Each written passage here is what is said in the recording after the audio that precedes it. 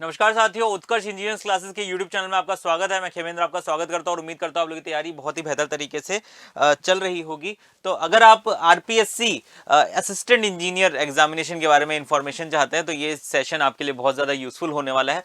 खैर, पिछले कुछ समय में बहुत ज़्यादा हलचल चल रही है। अभी अभी जैसे इलेक्शन के रिजल्ट्स भी आए हैं तो ये बोला गया था कि भाई अभी वैकेंसी आने के चांसेस हैं आप लोगों की, और काफ़ी टाइम से रुकी हुई है ये वैकेंसी। बहुत अच्छा खासा टाइम हो चुका है। तो ये वैकेंसी आने के चांसेस क्यों बन रहे थे? क्योंकि अभी रिसेंटली कुछ समय पहले एक आरटीआई लगाई गई जिसमें ये मांगा गया उस आरटीआई के रिजल्ट में कि कितनी वैकेंसी रिक्त है, कितने रिक्त पद है आरपीएससी के डिपार्टमेंट से, जो जिन डिपार्टमेंट में इंजीनियर्स लगते हैं उन डिपार्टमेंट्स में कितने रिक्त स्थान है असिस्टेंट इंजीनियर की पोस्ट के। तो काफी एक अच्छा खासा नंबर हमको देखने को मिला। 700 के आसपास का पूरा वैकेंसी उन्होंने बताई थी उस पूरे के पूरे आपके जो आरटीआई लगी थी उसके अंदर। तो बात करते हैं यहाँ पर, अगर आपका एग्जामिनेशन कंडक्ट किया जाता है तो आप लोगों को पता होना चाहिए किस तरीके से पिछला एग्जामिनेशन कंडक्ट किया गया था और क्या प्रोसेस था, क्या एग्जाम पैटर्न था, उसके बारे में इंफॉर्मेशन लेके मैं यहाँ पर आपके सामने आ चुका हूं। तो बात करते हैं प्रीवियस ईयर जो वैकेंसी थी, टोटल 916 यहाँ पे असिस्टेंट इंजीनियर की पोस्ट थी, इलेक्ट्रिकल, मैकेनिकल और सिविल। तो बेसिकली हर एक ब्रांच, सिविल के सबसे ज्यादा पद थे, ये बात आप बेहतर तरीके से जानते हैं। तो यहाँ पर आपको करीब करीब अच्छा खासा समय मिल गया था एग्जामिनेशन के फॉर्म को फिल करने का। मेन इंपॉर्टेंट चीज है 900 के आसपास पद थे उस एग्जामिनेशन में, जो कि आई थिंक 2018 में कराया गया था। जी हाँ दोस्तों, 2018 में ये वैकेंसी आपकी निकली थी आरपीएससी एईएन की।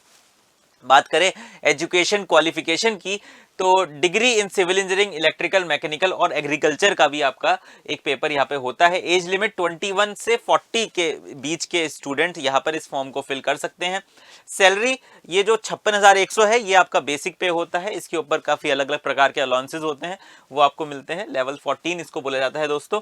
आगे बात करें सर, सिलेक्शन प्रोसेस किस तरीके से होता है आरपीएससी एईएन एग्जामिनेशन का, तो सबसे पहले होता है प्रीलिम एग्जामिनेशन। जी हाँ दोस्तों, प्रीलिम एग्जामिनेशन एमसीक्यू टाइप का होता है, मल्टीपल चॉइस क्वेश्चन उसके अंदर होते हैं, उसको आप क्लियर करते हैं, फिर आप जाते हैं मेंस एग्जामिनेशन में। जो मेंस एग्जामिनेशन इसका होता है वो रिटन पेपर होता है। जी हाँ, रिटन पेपर आपका लास्ट टाइम भी हुआ था, उसी तरीके से रिटन पेपर आपका।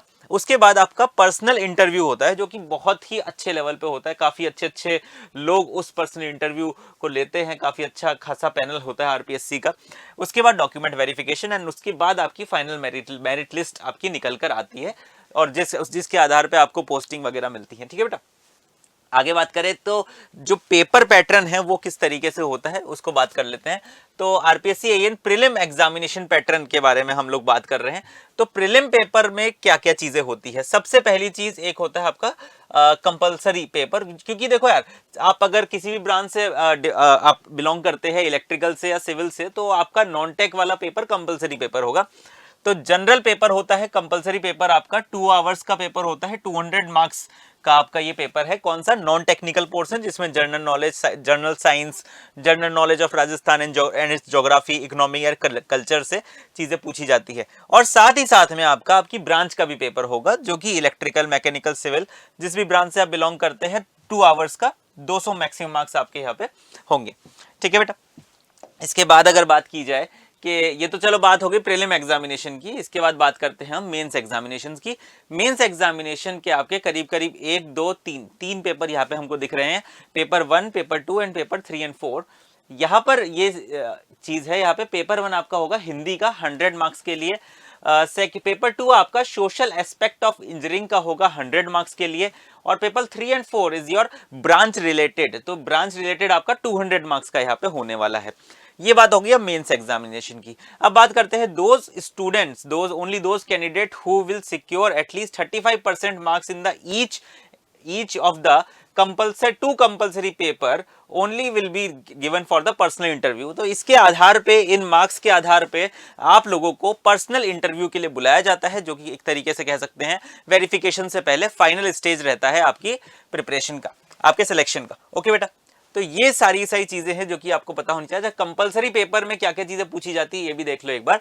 General knowledge, general science including general knowledge of Rajasthan, current affairs पूछा जाता है, history, culture, general science, economic development with special reference of Rajasthan, geography and natural resources. ये सारी चीजों से आपके क्वेश्चंस यहाँ पर बनते हैं।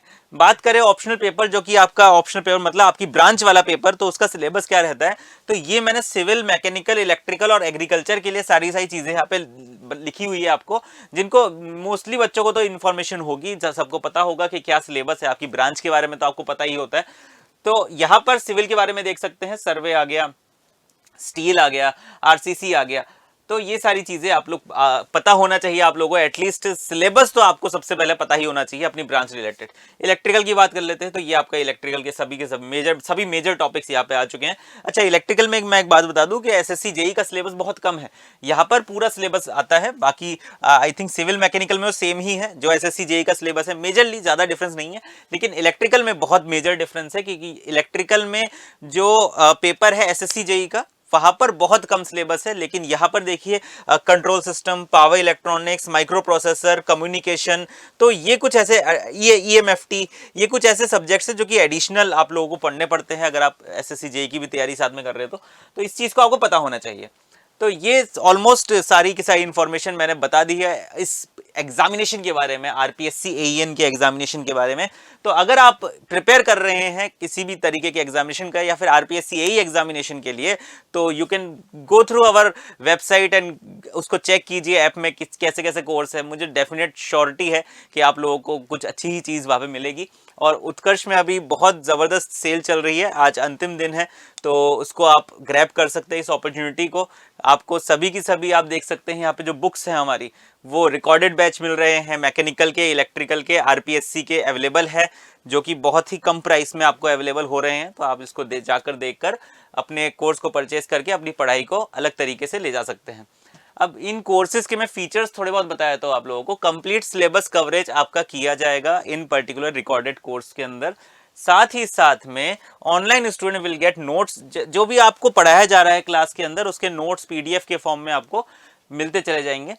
बिल्कुल आपको बढ़िया तरीके से 10 टेस्ट पेपर और ऐप आपको मिलेंगे जो भी ऑनलाइन स्टूडेंट्स हैं हमारे, ठीक है। तो ये सारी चीजें यहाँ पर आप लोग ग्रैब कर सकते हैं। तो आगे चलते हैं। तो ये हम आई थिंक हमारा ये वीडियो यहीं पे हम समाप्त करेंगे। मोस्टली चीजें मैं आपको यहाँ पे बता चुका हूँ। एक और बहुत इंपॉर्टेंट चीज है जो आपको मैं डिस्क्रिप्शन में लिंक लगवा दूंगा कि प्रैक्टिस बहुत इंपॉर्टेंट होती है इस तरीके के एग्जामिनेशन क्लियर करने के लिए। तो वहां पर बुक बहुत इंपॉर्टेंट होती है, तो हमारी जो बुक है उसको भी आप ग्रैब कर सकते हैं इस कोर्स के साथ साथ, ठीक है बेटा। तो आई थिंक आज के इस वीडियो में इतना ही। मैं मिलता हूँ आपसे अब अगले किसी इंफॉर्मेटिव वीडियो में, तब तक के लिए अपना ध्यान रखना। धन्यवाद।